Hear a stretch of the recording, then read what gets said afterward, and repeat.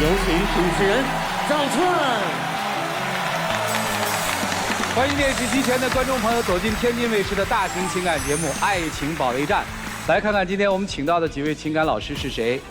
他们是媒体评论人于波红于老师，欢迎于老师；情感导师韩飞老师，欢迎韩飞老师；情感导师著名节目主持人严品宏老师，欢迎严老师；情感导师来自华谊嘉信的高级副总裁徐伟老师，欢迎。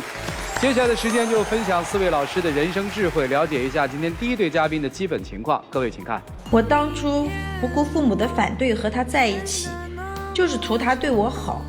我只想和他有一个安稳的家，我对他百般信任。结果呢，他瞒着我给他2个女儿100多万，这就算了，都离了婚的前妻还给了100多万。我看他就没把我们这个家当家。既然他不顾我们这个家，我就带着儿子走了，我们俩过算了。他现在吵着带着儿子走，什么意思？我是绝对不会同意的。我对他很好，平时他要什么我都给。那前期有那帮忙怎么了？我们家有这能力搭把手，毕竟是我女儿的妈妈，我做人做事不能那么无情无义。有请这对夫妻，有请。马先生，60岁，来自南京个体，有请马先生。袁女士，50岁，来自南京个体，有请袁女士，有请。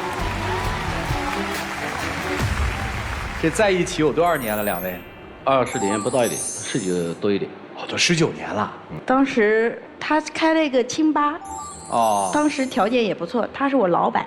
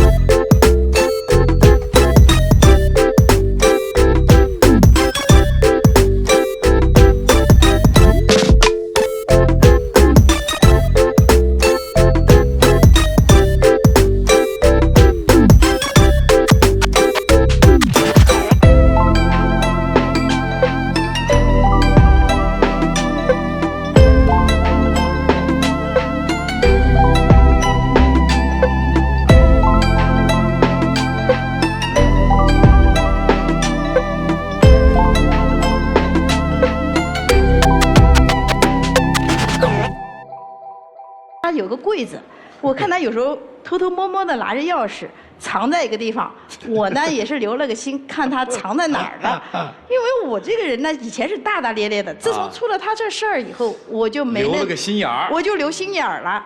然后我就去翻到那个钥匙，然后又翻出来一个汇款单，80万。酒吧啊，现在做什么呀？还开酒吧吗？现在酒吧2年前我把我的房子租给人家开了啊，因为呢这个我开始操作别的生意了，生意做得不错是吧？生意做得很好，但是呢花钱呢他有点不懂。这个在我的思想中呢，这钱要把它花出去，我才能有动力再继续付钱啊。我不花上去，我您是不是觉得对没有用？俩闺女其实心里挺亏欠的？您这是在拿钱赎罪呢吧？对2个女儿来讲嘛，我还是给钱，也给哈，每个月都给吗？还是他们有大挑费大事啊？大事的时候。什么是大事儿？您给了多少啊？后来也给他知道了，但是我没有跟他当初给钱，我没有给他汇报他也一直在这个生活这个期间天天闹。大女儿结婚的时候是我给58万这个二女儿结婚我给58万2个人都要平起平坐还有大女儿和二女儿在出国之前读书，在上海先过3个月的语言关我把她送到国外去读书，这个钱都是我的钱。我当时真的很生气，他就背着我，你看200多万出去了我平时孩子去补个习跟他要钱，他还要嘱咐那个不必要花的钱就不要花了。也许他给儿子留的更多，你也想多了。他没告诉过我，1分钱都没告诉过我。为什么不告诉妻子你们的财产有多少？可是我的意思呢，给他少烦点事，你告他南京话就是讲，告诉他也没有用因为他在这个经济方面呢，他没有什么方向我认为我是把儿子的什么东西全部准备好了全都准备好了我现在什么的房子钱全部准备好了。他的呢？他的嘛也跟儿子在一起，我们连3个人还是属于一家人的同样的如此这个我们去年就是安葬是在9月份10月份就大葬了他就离家出走，把儿子也把他带跑的。我当然要带走了，你把我放在什么地位啊？我现在不带走儿子，我有什么来跟你在要求什么？你像这点做的有点过火怎么过火了？你想想你是怎么对待我的？你这个钱上面你一直没有告诉过我。你做生意，我承认你是老板，你有本事。但是我们的感情还是有的。我们也就是打工的，但是你也不能不尊重我对不对？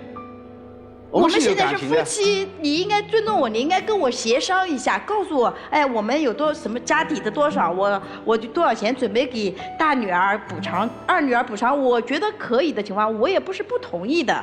我这个人，我觉得我还是挺好说话的一个人。我怕你知道这些事情呢，也胡思乱想平常有人吵架是什么藕断丝连，都是你本来就藕断丝连，你想想看，你大女儿也好，二女儿也好，你都没少给，平时还要买点什么保健品送的去，我保健品我都没跟你计较了，对不对？你说，还给他什么父母买点，我是一点地位都没有。我现在就是觉得他最起码要尊重我。你心里有他吗？肯定有那你得尊重人家呀。就是为这个你还是不放心他是吧？钱的方面，他整天到晚叽里叨咕。不是，你是不是还是不放心他呀？肯定放心。那你跟他交个底儿嘛，我不想给他知道，知道以后他们这南京话他胡思乱想，对不对？算了，我就不给他知道。那你不给他知道，他不是更胡思乱想吗？所以说呢，我就现在呢，我呢也跟他讲了，还是早点回来，我们把这个问题把它解决好。解决好以后，我们呢还是好好的生活。离家出走了是吧？我不离家不行到现在他也没交底儿他也没跟我说你留给孩子多少，留给我多少，孩子读书什么都是我管的多。他都在外面做生意，我就像个乞讨者一样的，每次都跟你要点钱，对不对？你3万5万10万不是要？你什么时候给过我10万的？你没要。我没要，是你从来都是每次跟你要钱，你就说你省着点你不要乱花，你总是讲这样的话。你们在一起生活费怎么办谁出生活费我一般都会跟他要，1个月给我个5000还是6000，因为我们南京5000块钱，我带着孩子普通吃饭什么都基本上够了。他不跟你们在一起生活吗？他有时候不回来，他在外面开清吧，经常都在外面。因为我这个很忙。他很忙的，有时候也见不到他。我基本上都我一个人带着孩子。有我的办公室，有我的卧室，我可以迟了，我就可以在这个卧室里面睡觉了。他也不怎么着家，今天都晚上很晚才回来，都跟孩子聚的也很少的。孩子基本上都是我长着孩子，我说什么孩子就基本上听着妈的，就是这样的。儿子整个的成长好吗？还好，我基本上就是给他还是正面引导。其实怎么说呢，不管怎么说呢，他在外面呢，我还是比较放心的。就是他爸爸在外面，我还是因为他基本上以工作为主吧。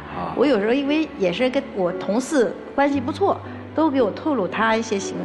但问题的关键就是，孩子呢，确实父爱上面他还不完全够，因为他最多就是给钱，就是跟他聚在一起，确实少，不然我也带不走。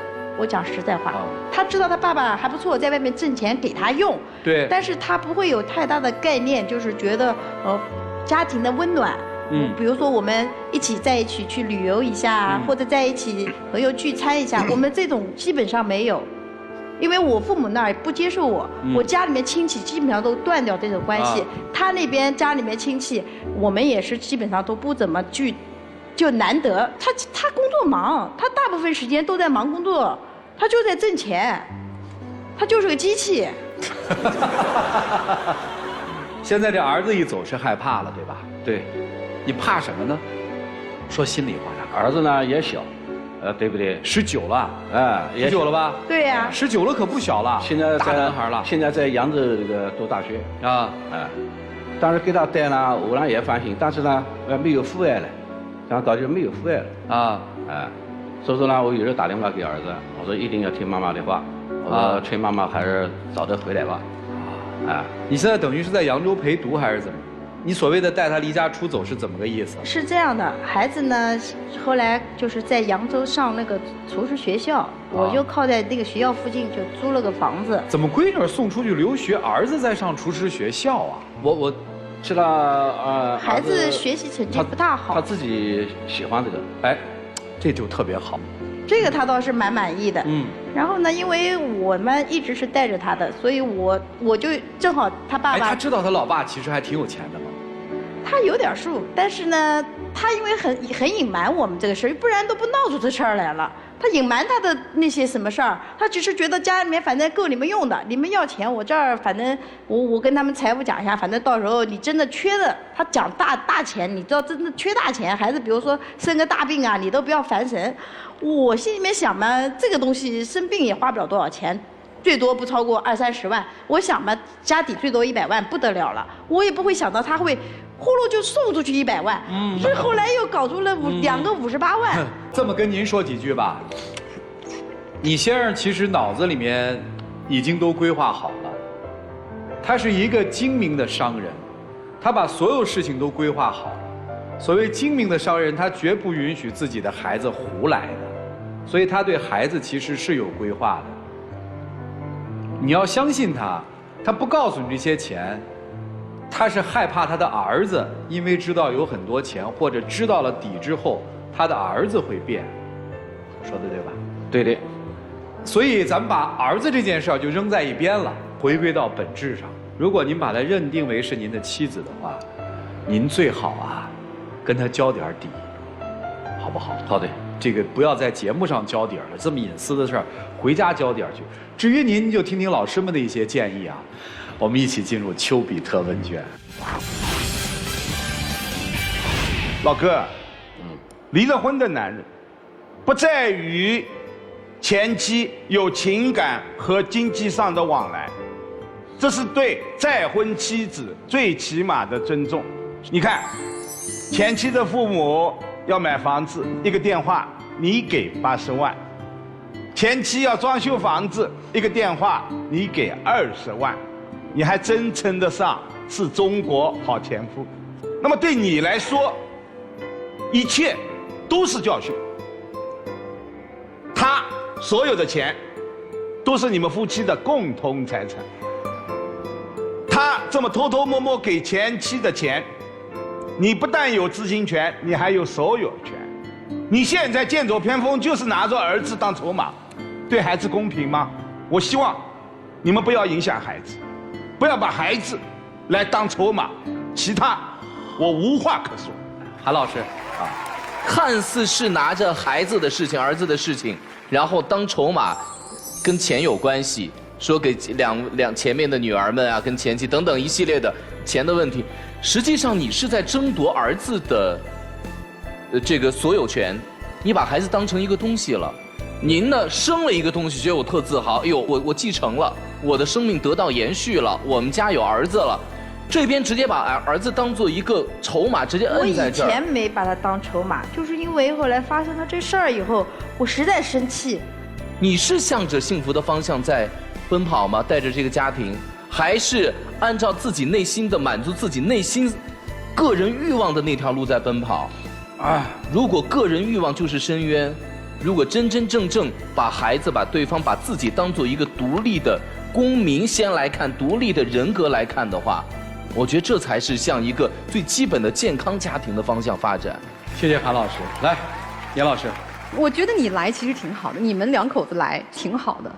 我相信可能在我们不熟知的某些领域，还有你们这样的存在。我觉得真是给这些妇女敲个警钟，有些妇女就是这样的，真的是愚昧。好像我给一个男人，所谓的有些钱的男人生了个儿子，我就此生衣食无忧，我也没有大的贪心，只要这个男人供我母子一生保暖就行了。就这么糊里糊涂的牵着儿子过下半生吗？能不能觉醒一下，知道什么是自己的权利，什么是自己的义务，什么是自己的责任？我觉得你都不清楚，直到有一天发现那个什么转账记录，你才发现，哎呀，原来他有这么多钱，我一点都不知晓，我就2万3万的要的还挺开心的。这位先生，我真是没有见过你这样不尊重女性的人。你如果再这样的不尊重女性，不尊重眼前人，我真怕你以后孤独终老。哎，他带着儿子走了，你还有什么？所以醒醒吧，好不好？好的，谢谢杨老师，曲总。老先生，问你个问题哈，这3个女人，你有爱过哪一个吗？从目前来讲，肯定是爱我现在的老婆。没有，你没有爱过他们任何一个人。2个女儿和1个儿子，你有爱过谁吗？没有。你的内心是非常孤独寂寞的。你要真正爱你的孩子们，你得给陪伴嘛，对不对？你要如果真正爱这些女人们，或者曾经爱过，你得掏心窝子吧，跟他们说心里话吧，有过吗？没有。你有相信过任何人吗？或者说，你有知道爱的滋味吗？没有。所以你的确很可气，同时也很可怜啊，因为您60啷当了，有过3次婚姻了，但是你根本就没有体会到爱。你手里仅仅攥的是钱，你衡量他们也是用钱来衡量，你对他们所谓的爱也是用钱来表达的。你以为你给出去了20万、80万、58万，他们就能真正的爱你？不能。当他们每个人都会有自己的婚姻的、自己的感情的，尤其是越成长、越能接触到真正的爱的时候，他们会恨，他们会远离你，你会很寂寞。儿子，你一定也是不了解的，因为你跟他相处时间就少。你生怕告诉他我有钱了，他会有其他想法。你以为你那点钱算什么呀？你以为这知道了这点钱就会变得不务正业了吗？你把钱看得太重。你以为你所有的成就都来自于钱？是的，你的生意做得不错，所以说你在生意场上是如鱼得水。但你生意做得太好，悲哀的是你的日子过得太差。身边有没有一个真正你信得过的人？身边有没有真正你觉得是爱的人？或者说有没有人真正的爱你？都没有，你太可怜。现在也许还不太晚，如果真真正正能爱好这个眼前人，亡羊补牢啊，可能还有点机会，在你有生之年你能够知道爱的滋味，否则你是白过了一生，白活了。女生也一样，如果你爱这个男人的话，你会在乎他那个钱吗？其实你不太在乎，否则你10几年、20年你才知道，哦，原来有这么多，他有这么多的钱。是的。但是你要知道自己的权利。如果说这个人不爱你的话，你就不是为他钱，你也有了孩子，你可以独立的生活，走你的呀，因为你是主管，在他公司打工，对不对？那他要付工资嘛。或者你有这个技能，你可以出去谋一份生活。我觉得你跟儿子一样过得会很好，因为你不靠他，是不是？我现在就不靠他了。对呀。我现在就自己谋职啊。对呀，离开他，你看看他会怎么样？是的。他只有怕了，他只有知道自己错了，他才真正的改，真正的去爱上一个人，就这样。谢谢四位老师。我相信今天大哥会有很多的感触的，因为今天你们的视野应该会更大，夫妻之间坦诚相见，好好的聊一次。指望儿子给您养老送终啊，别指望了。以后您在榻前能够帮您的，我看还是这位女士，您现在的妻子，您心理上的妻子。因为说来说去，我看在这个世界上，对您是真有感情的，就是她。您别再把这点真情给人磨没了。你们好好的交一次心吧，时间很短，只有1分钟。说出自己的核心诉求，要什么说清楚。愿意给，出来；不愿意给，就在门后走开。一起进入真情60秒。是通过这个电台调解这些矛盾呢，我们呢这个心里面呢都知道了。以后我的这个家里面要用钱啊，用大钱啊，我要跟你商量。等回去以后，把家里面的数目的钱我全部告诉你讲。还有我带儿子最近一个大事，我没告诉你讲。我带儿子又买了一套大房子。我还是希望你把身体搞好。知道。然后呢，我说实在话，你年龄也大了，你也不能老做机器，家庭温暖还是要有的，多跟孩子在一起。好的。我们像一家人一样的，不要把我们排斥在外面。好的。行了，2位请回吧，谢谢你们，请回，请请开门。我是还真指望他们能全部出来。你看，好，能出来就好。来，这边，谢谢。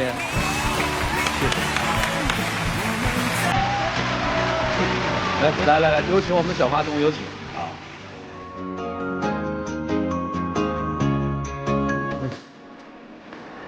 我们一个回到家还是好好的过日子。好了，你放心，这个我永远会爱你的。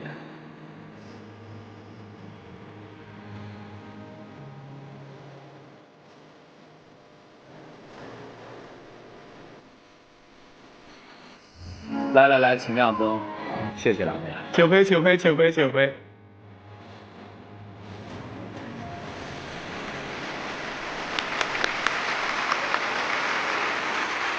谢谢。我以为他现在对我和女儿好，是为了弥补我们，想重新回到这个家。开始我还觉得他是改过自新了，可没想到是为了骗我生2胎。我们家的经济条件本来就不好，又没人给我们带，我是承受不住的。我现在只想和他和女儿好好的过日子，有个安稳的家。以前我是不懂事，离婚后我也很后悔，现在我尽我所能弥补他和女儿。年前我和他说生2胎的事，他也同意了，女儿也没反对，怎么回了一趟娘家，过了年就全变了？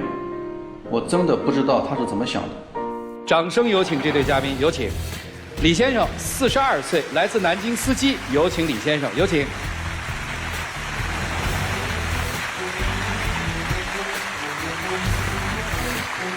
黄女士，35岁，来自南京个体，有请黄女士，有请。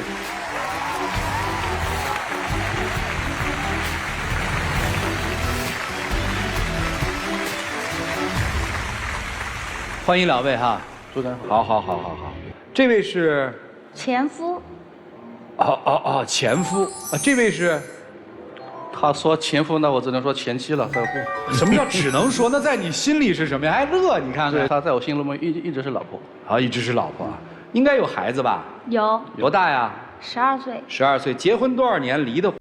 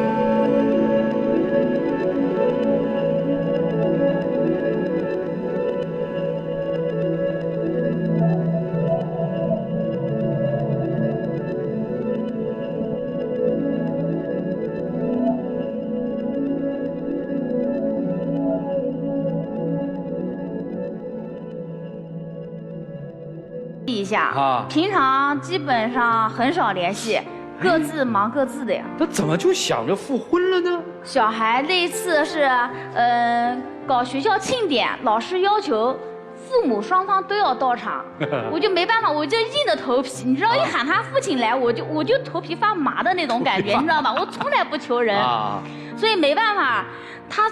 小孩子闹说这样子难看，说老师万一知道说家庭不和谐，对我的对小孩的这个环境读书也有影响，所以呢，我就说那好吧，我就把他也喊来，我们一起去参加小孩子的这个学校庆典活动。活动结束了以后呢，就孩子挺高兴的，就拉着爸爸说我们一块儿找个饭店吃饭了。吃完饭了以后，又开车送我们回去，然后又在家里面给我们孩子拾掇、弄搞。这孩子呢，就偷偷的跟我说：“妈妈，他说能不能让爸爸今天晚上不走了？”我的天！我说这怎么可能呢？对不对？我很火呀！我说这怎么可能呢？没得错。然后他就讲：“妈妈，我跟你讲，让爸爸睡我的小房间。”哦，姑娘是我跟你睡啊。我说这样子不行啊。他讲：“妈妈，这样有什么不行的呢？没事，反正我们都是一家人，虽然你们不在一块过了，但血缘关系还是在的呀，对吧？”后来我就他看他孩子挺高兴的，我也不能扫他的兴。后来呢，我说那好吧，就一次哦。他说好，然后欢欢开开心心的跳到外面跟他爸爸讲：“爸爸，你今天可以不走吗？”爸爸说：“好呀。”高兴的屁叽叽的，我跟你讲，就不走了，就待在这个地方了。那我怎么办呢？小孩我也说不过他，小儿嘛，我只有遵求他的意思呀，好的，就这样子。然后就一来二去的经常帮我接送小孩，很主动，回来帮我搞个家务，拖个地、洗个碗什么的，还主动的烧个菜，还表现一下子。什么叫表现一下子？一开始不都是我做家务、做饭这个东西吗？哎，你怎么还翘尾巴呢？因为我就喜欢照顾家庭，主要做饭、洗衣服。喜欢照顾家庭，咋还离婚了呢？这是他跟我生气了嘛？他为啥跟你生气呢？就是那时候，就是有时候老加班干嘛的，回去。加班干嘛去了呀？加班，因为那时候在。他加班是喝酒去的，他俩是加班他简直唬得人，那唬得到台上来了，你看到了？加班干嘛去了呀？那时候就是给老板开车老板开车呢，他有就是说一些工程上面的事情。像我上班的话，就是早上有点，晚上下班就不知道。你是陪老板一起喝去了，还是给老板开车去了？就不知道什么时间了。问你呢？有时候老板推不开，就是老板喝；老板能推开的话。就我喝，你就陪老板应酬呗，是这意思吧？是这样。那你就说实话不就？他天天应酬，我跟你讲，一个星期最起码4天不来家，我跟你讲。懂了。那等于就这样一来二去，在女儿的这个关系之下，或者叫面子之下，这个曾经离异的夫妻又开始尝试着看能不能在一起生活了。对，因为这3年当中。我也试图努力的在寻找过，你倒是坦诚。对啊，这个因为现在这个社会就是很开放的，对不对？合适就搭伙过日子，对啊。我与其跟别人磨合搭伙过日子，还要重新来，浪费时间，浪费感情，那不如就这样子。明白。就原厂的拉回来修不得了，是吧？我说你要是改好了嘛，我就原谅你，还得在一起过日子，再组成一个完整的家，给孩子一个好的交代，没得错，一体面嘛，对不对？哎，问您你离婚之后你闲着了吗？这个我没找过，别人要给我介绍过，我也没看过。本来我们离婚也不是说感情破裂离婚，那时候我们是赌气离婚，但是我心里面还是一直爱着他，爱着你。就是你的意思，守身如玉，守了3年，多难，是这意思吧？我刚才也说了，就是上班有点，下班没点嘛，就是说我一般正常每天都上班，星期六、星期天有时候也不闲着，就是呢，就说周1到周5的话，就是正常给老板开车去谈客户干嘛的。有时候星期六、星期天的话，老板娘她也是带着她一家人，有时候出去到郊边游玩的时候，也是我开车。后来有一天，这个老板娘就问我了，说你这个每天上班时间这么长，周末、周六、周日又不休息，说你不要陪家人吗？我又帮你在家待着闲着没事，你要生娃呀，你真是还洗脑，你知道吧？我都心动了。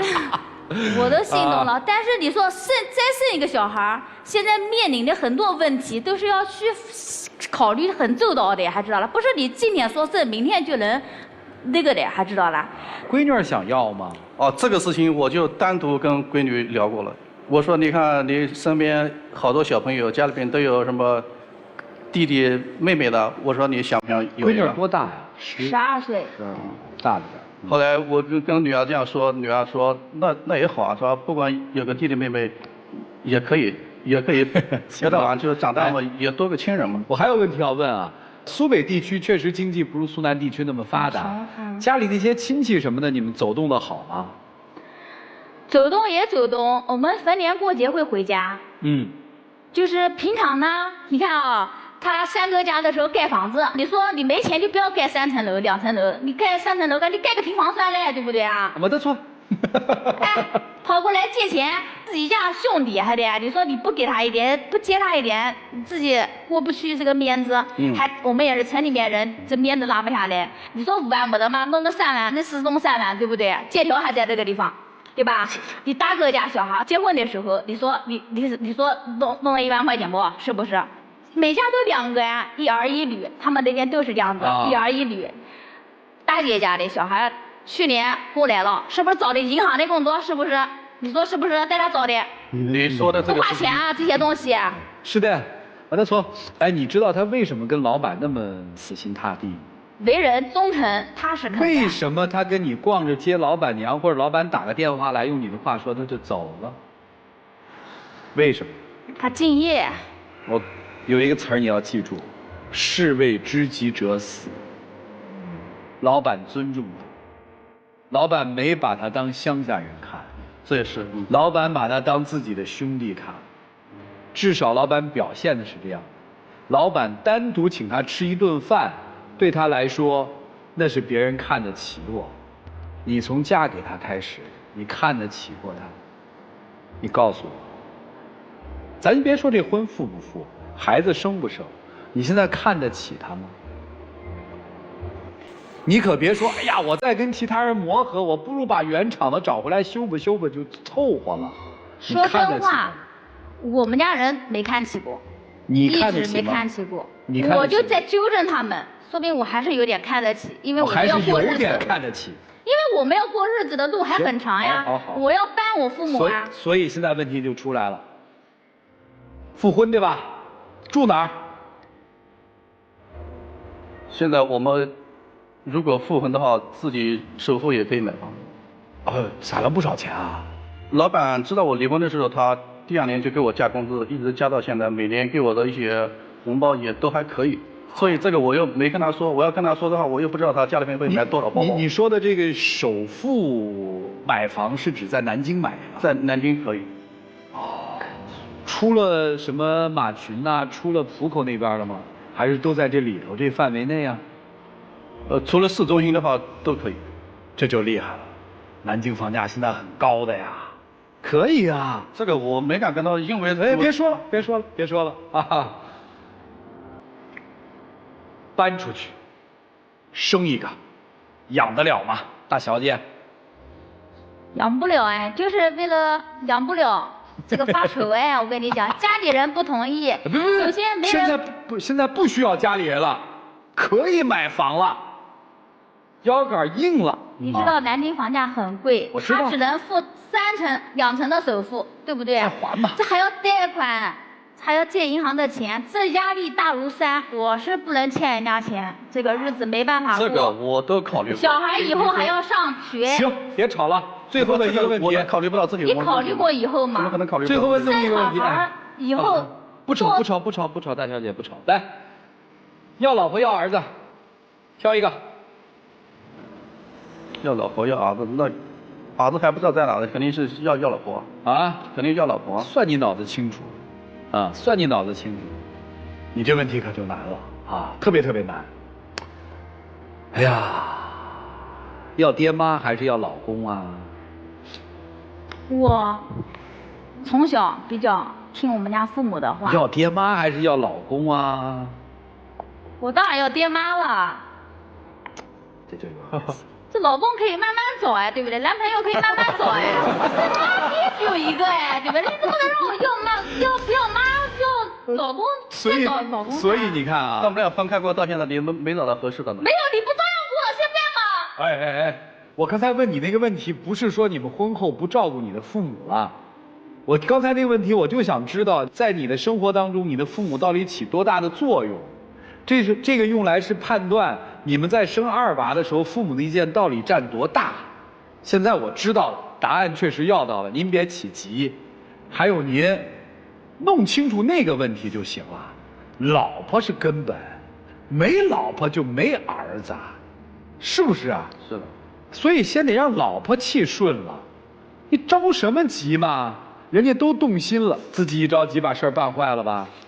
你们听老师们的建议吧，我们一起进入丘比特问卷。但是我非常认真的问你一个问题：如果你的前妻她坚决不同意要二胎，你还会考虑复婚吗？复还是不复？所以因为这件事情，你回答我是还是不是？答案啦。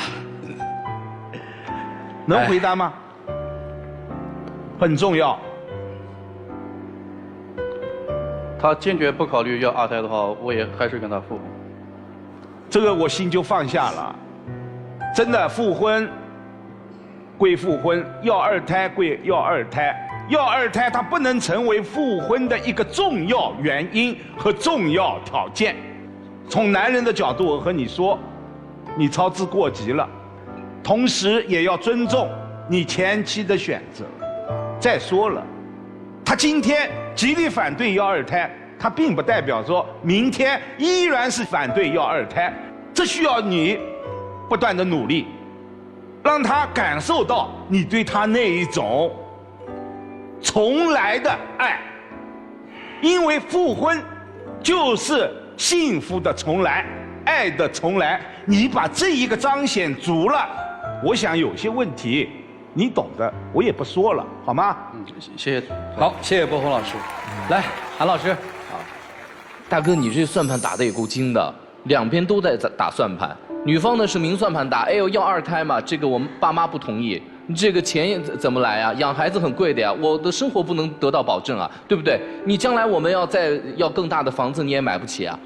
这个是他明着打算盘，家里面只是让你看到了，你现在就能够借着大家的情绪认为说，人家对方看不起我，我是乡下人，也逼迫女方说出这样的话来。难道你没有打算盘吗？你内心没有小小打算盘吗？他内心那个暗算盘打的呀，就是还甩锅给别人。你看大家都这样，人家现在都是二胎嘛，给孩子也讲说，你看你们现在周围同学都有弟弟妹妹，你这也是在打自己算盘。然后呢，家里面也给你压力，因为你的哥哥姐姐家里面都是2个孩子，我刚听明白了，老家都有这样的习惯风俗。然后呢，你这就是按着打算盘，然后呢，笑眯眯的在玩大男子主义。你要把它当做一个生二胎的工具的话，我觉得这个婚还是不要复。女方一定要听清楚了，如果他拿你当生二胎的工具，我觉得这婚是没有必要复的。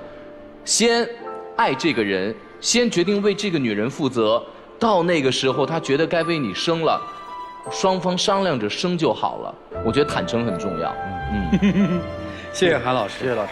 严老师，你们俩之间要说谁爱谁更多一点啊？可能今天来讲没有过去那么多了，还有一些，但一定是女方比男方多。你看刚才于老师问你说，不生二胎复不复婚？你在这儿翻来覆去说了至少3分钟，说复吧，一点都不坚定。你是把二胎放在了一个重要的条件上。这女士一直说，哎呀，我们这个爱面子嘛，我爱面子嘛，所以这个怎样怎样。其实你们俩之间真的是你爱面子。你所谓的说老板请我吃顿饭，把我当兄弟了，我有了价值感了，所以他随叫随到，所以我陪着老婆孩子超市买东西，我把他们扔下，我得去陪我老板娘去买东西去。这是敬业吗？我不认为是敬业。再敬业的人也有休息的时候，也有对家庭负责任的时候。你始终把你个人的价值感放在第一位，你是要成就你自己的面子呀。我从山里来，我得到老板器重，我的收入在增长，我娶了城里人，我生了女儿，住了大房子。今天想复婚了，生个二胎啊，你更成就了，工资收入也多了，自己还能付首付了。但拜托你想想，你对这个女人的爱在哪里？你不能只提需求，不提情感啊。所以我希望先生三思。我不反对你努力工作，不反对你要独立，不反对一个从真的乡村走出来，在大城市立足的人拼搏向上的这个斗志。但是我们要成家，我们要结婚，一定是情感是最基础的。你到底爱他几分？这个女士吧，是嘴上挺厉害的，但真的是个纸老虎哦。啊，人家1求2求，不用3求你就什么都答应。我觉得生2胎真的不着急，你还是要想清楚。你是个务实的人，你是爱面子，所以你找着这样一个男人，你认为他会给你面子，听你的，因为他是外地人，他会尊重你，不是这样。夫妻之间永远是平等，情感上永远是平等。即便最初你年轻漂亮，经济条件比他好，是本地人，这些在长久的夫妻关系中都不会再成为优势和砝码。唯一的优势是我们有多么愿意真心付出，是我们给这个家庭做了多少贡献。如果你真的看重他，想要和他复婚，我也希望你给到他更多的尊重，包括改改自己的脾气，好吗？2胎事儿放一放吧，先把2个人感情处理好。谢谢老师。徐总，我觉得问题非常大。第一，你们清楚为什么要重新在一起？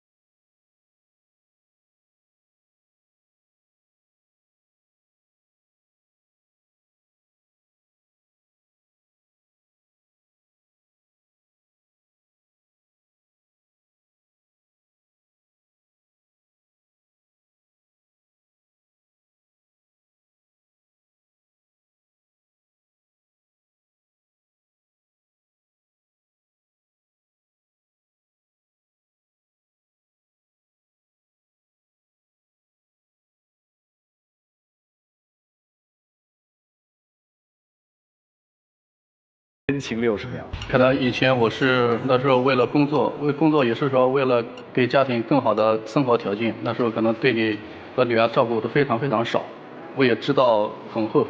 现在就是说工作基本上都稳定了，我现在想就是说用时间来弥补你和女儿。我以为你对我和女儿好是为了弥补我们，没想到你是打着让我生2孩的这个想法。